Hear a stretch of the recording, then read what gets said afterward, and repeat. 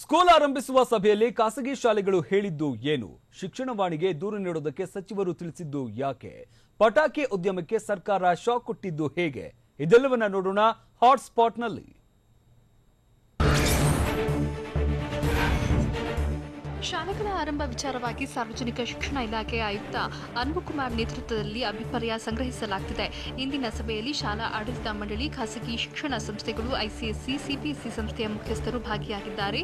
ಮೊದಲು ಯಾವ ತರಗತಿ ಆರಂಭಿಸಬೇಕು, ಯಾವ ರೀತಿ ಸುರಕ್ಷತಾ ಕ್ರಮ ಕೈಗೊಳ್ಳಬೇಕು, ತರಗತಿಗಳನ್ನು ಎಷ್ಟು ಅವಧಿ ನಡೆಸಬೇಕು ಅನ್ನೋದರ ಬಗ್ಗೆ ಮಾಹಿತಿ ಸಂಗ್ರಹಿಸಿದರು.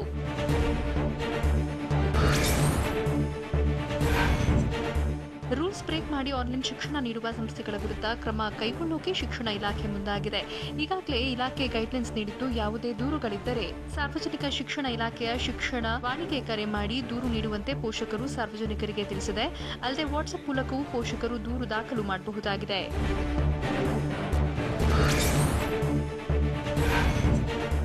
ಆನ್ಲೈನ್ ಕ್ಲಾಸಸ್ನ ದೂರು ನಿರ್ವಹಣೆಗೆ ಆಯುಕ್ತರ ಕಚೇರಿ ಮತ್ತು ಜಿಲ್ಲಾ ಮಟ್ಟದಲ್ಲಿ ಉಪನಿರ್ದೇಶಕರ ಹಂತದಲ್ಲಿ ನೋಡಲ್ ಅಧಿಕಾರಿ ನೇಮಿಸುವಂತೆ ಸಾರ್ವಜನಿಕ ಶಿಕ್ಷಣ ಇಲಾಖೆ ಆಯುಕ್ತರಿಗೆ ಸಚಿವರು ಆದೇಶ ಕೊಟ್ಟಿದ್ದಾರೆ. ಬೆಂಗಳೂರು, ಕಲಬುರಗಿ, ಬೆಳಗಾವಿ, ಮಂಗಳೂರು, ಹುಬ್ಬಳ್ಳಿ, ಧಾರವಾಡ ಸೇರಿ ಹಲವೆಡೆ ದೂರುಗಳು ಹೆಚ್ಚಾಗಿದ್ದು, ಸಭೆ ನಡೆಸಿ ಸಲಹೆ ನೀಡುವಂತೆ ಇಲಾಖೆ ಆಯುಕ್ತರಿಗೆ ಸಚಿವ ಸುರೇಶ್ ಕುಮಾರ್ ಸೂಚನೆ ಕೊಟ್ಟಿದ್ದಾರೆ.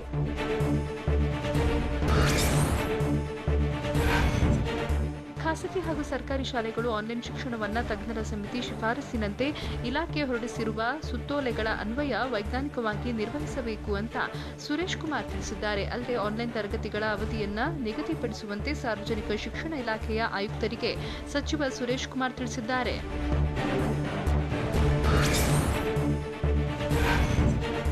ದೆಹಲಿ ಬೆನ್ನಲ್ಲೇ ರಾಜ್ಯದಲ್ಲೂ ದೀಪಾವಳಿಯಲ್ಲಿ ಪಟಾಕಿ ಹಚ್ಚುವುದನ್ನು ನಿಷೇಧ ಮಾಡಲಾಗಿದೆ. ಕೊರೋನಾ ಸೋಂಕಿತರು ಹಾಗೂ ಗುಣಮುಖರಾದವರ ಆರೋಗ್ಯದ ದೃಷ್ಟಿಯಿಂದ ಪಟಾಕಿ ನಿಷೇಧಿಸುವಂತೆ ಬಿಬಿಎಂಪಿ ಹಾಗೂ ಆರೋಗ್ಯ ಇಲಾಖೆ ಸರ್ಕಾರಕ್ಕೆ ಮನವಿ ಸಲ್ಲಿಸಿತ್ತು. ಈ ಬಗ್ಗೆ ಪ್ರತಿಕ್ರಿಯಿಸಿದ ಸಿಎಂ ಯಡಿಯೂರಪ್ಪ, ಪಟಾಕಿ ಹಚ್ಚುವಿಕೆ ನಿಷೇಧ ಮಾಡೋಕೆ ತೀರ್ಮಾನ ಮಾಡಿದ್ದೇವೆ, ಶೀಘ್ರದಲ್ಲೇ ಆದೇಶ ಹೊರಡಿಸ್ತೀವಿ ಅಂತ ಹೇಳಿದರು.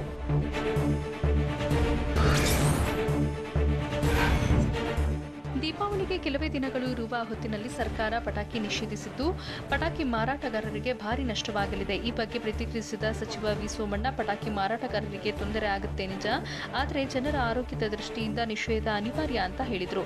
ಅಲ್ಲದೆ ಸಿಎಂ ಬಿಎಸ್ವೈ ನಿರ್ಧಾರವನ್ನು ಸ್ವಾಗತಿಸುತ್ತೇನೆ ಅಂತ ಸೋಮಣ್ಣ ಸರ್ಕಾರದ ನಿರ್ಧಾರ ಪಾಲಿಸಬೇಕು ಅಂತ ತಿಳಿಸಿದರು.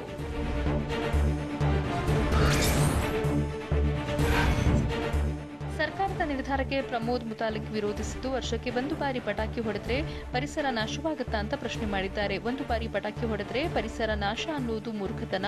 ದೀಪಾವಳಿ ಹಬ್ಬ ಹತ್ತಿರ ಬರುವ ವೇಳೆಯಲ್ಲಿ ಈ ನಿರ್ಧಾರ ಸರಿಯಲ್ಲ ಅಂತ ಹೇಳಿದರು.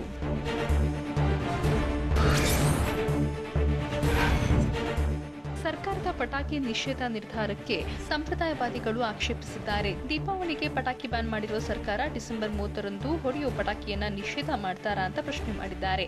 ಅಲ್ಲದೆ ಸರ್ಕಾರದ ಈ ನೀತಿಯಿಂದ ಹಿಂದೂಗಳಿಗೆ ಬೇಜಾರಾಗಲ್ವಾ? ರಾಜ್ಯದಲ್ಲಿ ಹಿಂದೂ ಪರ ಸರ್ಕಾರ ಇದ್ದರೂ ಪಟಾಕಿ ಹೊಡೆಯಬಾರದಾ ಅಂತ ಕಿಡಿಕಾರಿದ್ದಾರೆ.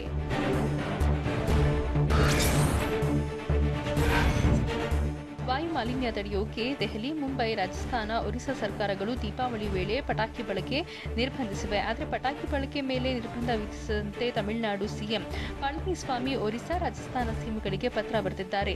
ತಮಿಳುನಾಡಿನಲ್ಲಿ 8 ಲಕ್ಷ ಕಾರ್ಮಿಕರು ಪಟಾಕಿ ಉದ್ಯಮ ಅವಲಂಬಿಸಿದ್ದು, ಅವರ ಜೀವನೋಪಾಯಕ್ಕೆ ಹೊಡೆತ ಬೀಳುತ್ತೆ ಅಂತ ಸಿಎಂ ಪಳನಿಸ್ವಾಮಿ ಪತ್ರದಲ್ಲಿ ಹೇಳಿದ್ದಾರೆ.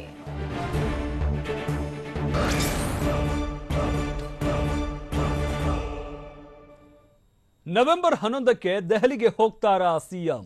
ಇದುವರೆಗೆ ನಾನು ಹೇಳಿದ್ದು ಸುಳ್ಳಾಗಿಲ್ಲ ಅಂತ ಹೇಳಿದ್ದು ಯಾರು? ಕೆಪಿಸಿಸಿ ಶಿಸ್ತು ಸಮಿತಿ ನೋಟಿಸ್ ನೀಡೋದಕ್ಕೆ ನಿರ್ಧಾರ ಮಾಡಿದ್ದು ಯಾಕೆ? ಇದೆಲ್ಲವನ್ನ ನೋಡೋಣ ಬೆಂಗಳೂರು ನ್ಯೂಸ್ ಎಕ್ಸ್‌ಪ್ರೆಸ್‌ನಲ್ಲಿ.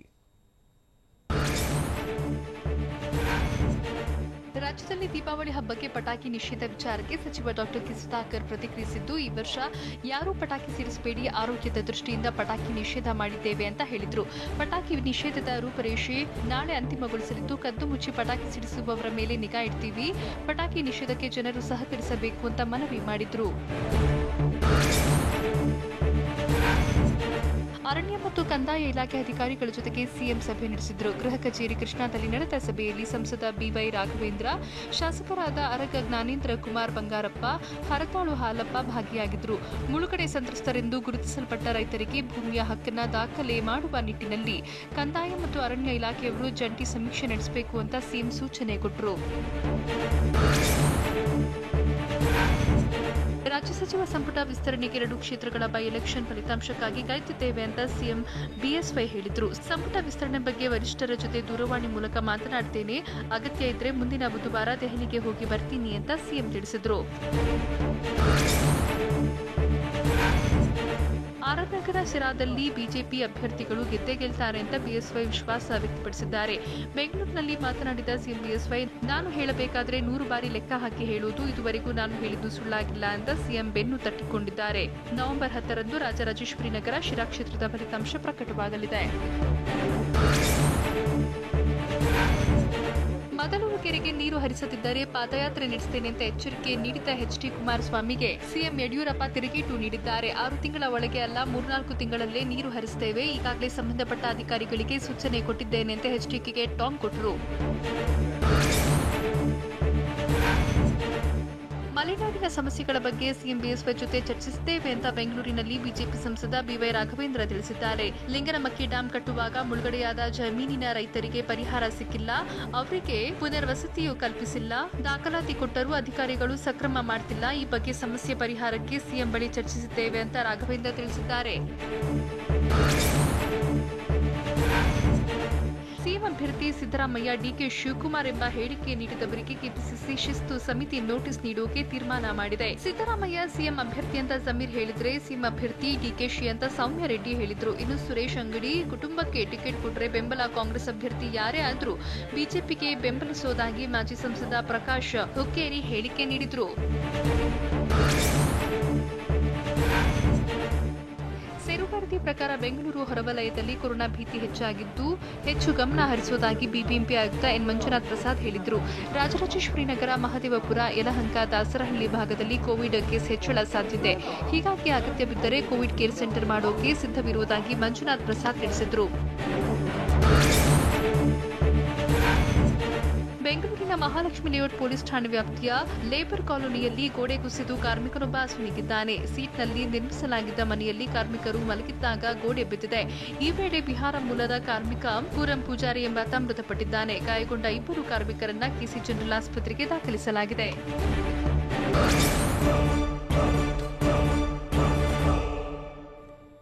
ಕಿಡಿಗೇಡಿಗಳು ಗಾಂಧಿ ಪ್ರತಿಮೆಯನ್ನ ಧ್ವಂಸ ಮಾಡಿದ್ದು ಎಲ್ಲಿ? ಮೈಮೂಲ್ನಲ್ಲಿ ಗ್ರಾಹಕ ಮೊಬೈಲ್ ಕದ್ದಿದ್ದು ಹೇಗೆ? ಗ್ರಾಮಸ್ಥರನ್ನೇ ನಗರಸಭೆ ಅಧಿಕಾರಿಗಳು ಕೂಡಿ ಹಾಕಿದ್ರ? ಇದೆಲ್ಲವನ್ನ ನೋಡೋಣ ಸ್ಟೇಟ್ ನ್ಯೂಸ್ ಎಕ್ಸ್‌ಪ್ರೆಸ್‌ನಲ್ಲಿ.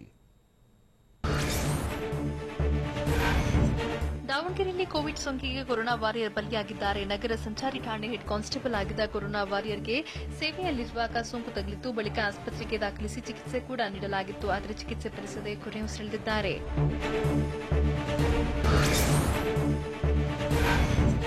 ಮೈಸೂರಿನ ಸುಬ್ಬರಾಯನ ಕೆರೆ ಬಳಿಯ ಪಾರ್ಕ್ನಲ್ಲಿ ಕಿಡಿಗೇಡಿಗಳು ಗಾಂಧಿ ಪ್ರತಿಮೆಯನ್ನ ವಿರೂಪಗೊಳಿಸಿದ್ದಾರೆ. ದಂಡಿಯಾತ್ರೆಯಲ್ಲಿ ಭಾಗಿಯಾಗಿದ್ದ ಗಾಂಧಿ ಪ್ರತಿಮೆ ಉದ್ಯಾನವನದಲ್ಲಿ ನಿರ್ಮಿಸಲಾಗಿತ್ತು. ಆದರೆ ದುಷ್ಕರ್ಮಿಗಳು ಗಾಂಧಿ ಕೈ, ಕೋಲು, ಕನ್ನಡಕ ಮುರಿದು ವಿಕೃತಿ ಮೆರೆದಿದ್ದಾರೆ.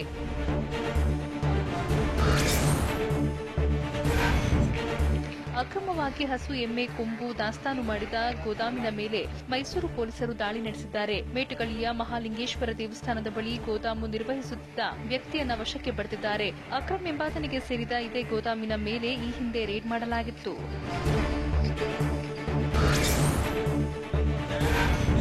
ಮೈಸೂರು ಜಿಲ್ಲೆ ನಂಜನಗೂಡಿನ ಕಸ ವಿಲೇವಾರಿ ಘಟಕದಲ್ಲಿ ಗ್ರಾಮಸ್ಥರನ್ನ ನಗರಸಭೆ ಸಿಬ್ಬಂದಿ ಕೂಡಿ ಹಾಕಿದ್ದಾರೆ ಅಂತ ಹೇಳಲಾಗ್ತಾ ಇದೆ. ಗಬ್ಬೆ ತೂನಾರ್ತಿದ್ದ ಘಟಕದ ಸ್ಥಿತಿಗತಿ ಬಗ್ಗೆ ಸ್ಥಳೀಯರು ಪ್ರಶ್ನಿಸಿದ್ದಾರೆ. ಆಗ ಜನರನ್ನ ಘಟಕದ ಒಳಗೆ ಬಿಟ್ಟು ಸಿಬ್ಬಂದಿ ಬೀಗ ಜಡಿದು ಕರೆದಿದ್ದಾರೆ. ಅಧಿಕಾರಿಗಳ ವಿರುದ್ಧ ಗ್ರಾಮಸ್ಥರು ಆಕ್ರೋಶ ವ್ಯಕ್ತಪಡಿಸಿದ್ದಾರೆ.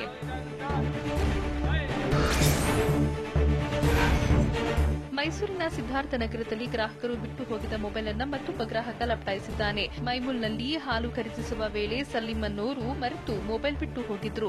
ಆ ಬಳಿಕ ಅಲ್ಲಿಗೆ ಬಂದ ಮತ್ತೊಬ್ಬ ಮೊಬೈಲ್ ಕದ್ದೊಯ್ದಿದ್ದಾನೆ. ಕಳ್ಳತನದ ಕೃತ್ಯ ಸಿಸಿಟಿವಿ ಕ್ಯಾಮೆರಾದಲ್ಲಿ ಸೆರೆಯಾಗಿದೆ.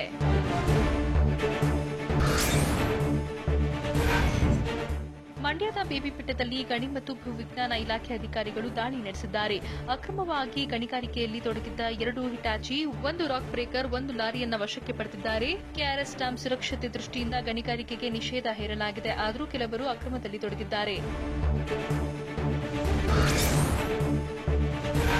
ಕಲಬುರಗಿ ಜಿಲ್ಲಾಧಿಕಾರಿ ಖುದ್ದು ಫೀಲ್ಡ್ಗೆ ಇಳಿದು ಮಾಸ್ಕ್ ಕುರಿತು ಜಾಗೃತಿ ಮೂಡಿಸಿದ್ದಾರೆ. ಮಾಸ್ಕ್ ಧರಿಸದೆ ರಸ್ತೆಗೆ ಇಳಿದವರಿಗೆ ಡಿಸಿವಿವಿ ಜ್ಯೋತ್ಸ್ನಾ ದಂಡ ವಿಧಿಸಿದ್ದಾರೆ. ನಗರದ ವಿವಿಧೆಡೆ ತೆರಳಿ ಉಚಿತವಾಗಿ ಮಾಸ್ಕ್ ಅನ್ನು ವಿತರಿಸಿ ಮಾಸ್ಕ್ ಧರಿಸಿ ಓಡಾಡುವಂತೆ ಜನರಿಗೆ ಬುದ್ಧಿ ಹೇಳಿದ್ದಾರೆ.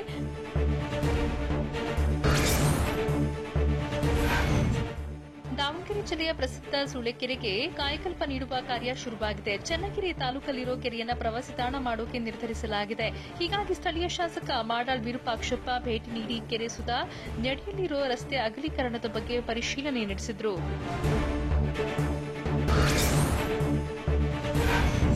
ನವೆಂಬರ್ 13ರಂದು ಹಂಪಿ ಉತ್ಸವ ನಡೆಸೋಕೆ ನಿರ್ಧರಿಸಲಾಗಿದೆ ಅಂತ ಬಳ್ಳಾರಿ ಜಿಲ್ಲಾ ಉಸ್ತುವಾರಿ ಸಚಿವ ಆನಂದ್ ಸಿಂಗ್ ತಿಳಿಸಿದ್ದಾರೆ. ಕೊರೋನಾ ಕಾರಣದಿಂದ ಸಾಂಕೇತಿಕವಾಗಿ 1 ದಿನ ಸರಳವಾಗಿ ಹಂಪಿ ಉತ್ಸವ ಆಚರಿಸೋಕೆ ನಿರ್ಧರಿಸಲಾಗಿದೆ.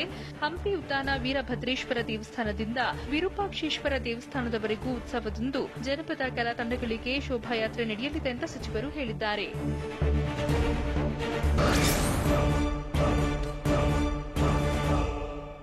ಉತ್ತರಾಖಂಡ್ನಲ್ಲಿ ಶಾಲೆ ಮುಚ್ಚಿದ್ದು ಯಾಕೆ ಸರ್ಕಾರ? ಚೀನಾಗೆ ಬಿಪಿನ್ ರಾವತ್ ಕೊಟ್ಟ ಎಚ್ಚರಿಕೆ ಏನು? ಅಮೆರಿಕಾದಲ್ಲಿ ಟ್ರಂಪ್ಗೆ ಹಿನ್ನಡೆ ಆಗಿದ್ದು ಯಾಕೆ? ಇದೆಲ್ಲವನ್ನ ನೋಡೋಣ ನ್ಯಾಷನಲ್ ನ್ಯೂಸ್ ಎಕ್ಸ್‌ಪ್ರೆಸ್‌ನಲ್ಲಿ. ಉತ್ತರಾಖಂಡ್ನಲ್ಲಿ 80 ಶಿಕ್ಷಕರಿಗೆ ಕೊರೋನಾ ಪಾಸಿಟಿವ್ ಬಂದಿದ್ದು 84 ಶಾಲೆಗಳನ್ನು ಸರ್ಕಾರ ಮುಚ್ಚಿದೆ.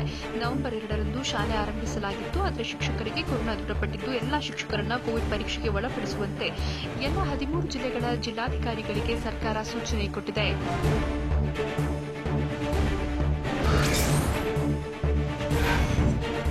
ಚೀನಾದ ಪೀಪಲ್ಸ್ ಲಿಬರೇಷನ್ ಆರ್ಮಿ ಅನಿರೀಕ್ಷಿತ ಪರಿಣಾಮಗಳನ್ನು ಎದುರಿಸಬೇಕಾಗುತ್ತೆ. ಚೀನಾದ ದುಸ್ಸಾಹಸಗಳಿಗೆ ಭಾರತದ ರಕ್ಷಣಾ ಪಡೆ ಬಲಿಷ್ಠ ಹಾಗೂ ಕಠಿಣ ಪ್ರತಿಕ್ರಿಯೆ ನೀಡುತ್ತಿದೆ ಅಂತ ಸಿಡಿಎಸ್ ಬಿಪಿನ್ ರಾವತ್ ಹೇಳಿದರು. ಪಾಕಿಸ್ತಾನ ಸಶಸ್ತ್ರ ಇಸ್ಲಾಮಿಕ್ ಉಗ್ರವಾದದ ಕೇಂದ್ರ ಬಿಂದು. ಕಳೆದ 3 ದಶಕದಿಂದಲೂ ಪಾಕ್ ಸೇನೆ ಐಎಸ್ಐ ಜಮ್ಮು ಕಾಶ್ಮೀರದಲ್ಲಿ ಪರೋಕ್ಷ ಯುದ್ಧ ನಡೆಸ್ತಾ ಇದೆ ಅಂತ ಬಿಪಿನ್ ರಾವತ್ ಹೇಳಿದರು.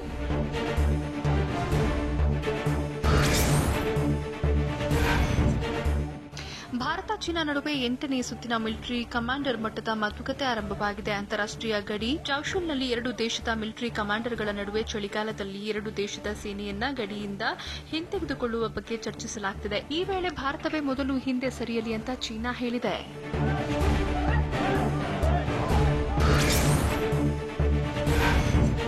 ತಾತ್ಕಾಲಿಕವಾಗಿ ಭಾರತದಿಂದ ಚೀನಾ ಪ್ರಯಾಣಕ್ಕೆ ನಿರ್ಬಂಧ ವಿಧಿಸಲಾಗಿದೆ. ಭಾರತದಿಂದ ಚೀನಾಗೆ ಹೋದವರಿಗೆ ಕೊರೋನಾ ಪಾಸಿಟಿವ್ ಬಂದಿದೆ. ಹೀಗಾಗಿ ಭಾರತದಿಂದ ಸದ್ಯಕ್ಕೆ ಚೀನಾಗೆ ಹೋಗೋಕೆ ವೀಸಾ ಕೊಡಲ್ಲ ಅಂತ ದೆಹಲಿಯಲ್ಲಿರುವ ಚೀನಾ ರಾಯಭಾರ ಕಚೇರಿ ಹೇಳಿದೆ.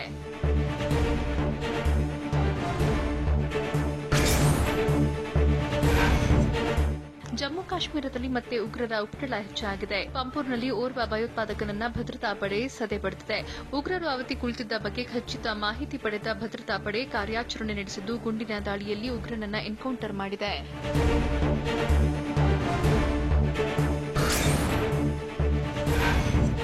ಶಿಕ್ಷಣ ಮತ್ತು ಉದ್ಯೋಗದಲ್ಲಿ ಮೀಸಲು ಕೋಟಾಗೆ ಆಗ್ರಹಿಸಿ ಗುಜ್ಜಾರ್ ಸಮುದಾಯ ರಾಜಸ್ಥಾನದಲ್ಲಿ ನಡೆಸುತ್ತಿರುವ ಪ್ರತಿಭಟನೆ ತೀವ್ರಗೊಂಡಿದೆ. ಕರವಲಿ, ಅಲ್ವಾರ್, ಭರತ್ಪುರ್ ಸೇರಿದಂತೆ ಹಲವೆಡೆ ಪ್ರತಿಭಟನೆ ನಡೆಸುತ್ತಿದ್ದು ರೈಲ್ವೆ ಸಂಚಾರ ಅಸ್ತವ್ಯಸ್ತಗೊಂಡಿದೆ. ಪಿಲಿಪುರ ಎಂಬಲ್ಲಿ ರೈಲ್ವೆ ಟ್ರ್ಯಾಕ್ ಬ್ಲಾಕ್ ಮಾಡಿದ್ದು ಬೇಡಿಕೆ ಈಡೇರುವವರೆಗೂ ಆಂದೋಲನ ಮುಂದುವರಿಸುವುದಾಗಿ ತೀರ್ಮಾನಿಸಿದ್ದಾರೆ.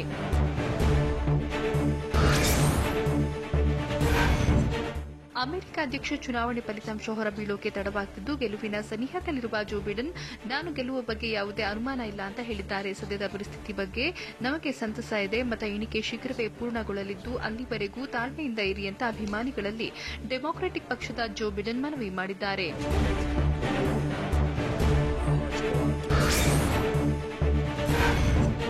ಅಮೆರಿಕ ಅಧ್ಯಕ್ಷ ಚುನಾವಣಾ ಅಭ್ಯರ್ಥಿ ಡೊನಾಲ್ಡ್ ಟ್ರಂಪ್ಗೆ ನ್ಯಾಯಾಲಯದಿಂದ ಮತ್ತೊಂದು ಹಿನ್ನಡೆಯಾಗಿದೆ.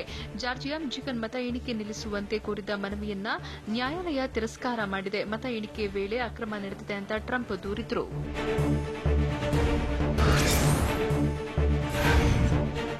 ಅಮೆರಿಕ ಅಧ್ಯಕ್ಷ ಚುನಾವಣೆ ಕ್ಷಣಕ್ಕೂ ಕುತೂಹಲ ಕೆರಳಿಸಿದೆ.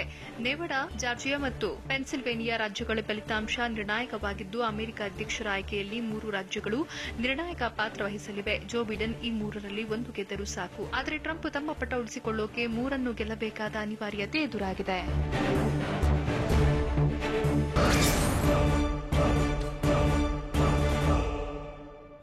ಇದು ಈ ಹೊತ್ತಿನ ಪ್ರಮುಖ ಸುದ್ದಿ. ನಿರಂತರ ಸುದ್ದಿಗಾಗಿ ನೋಡ್ತಾ ಇರಿ TV9.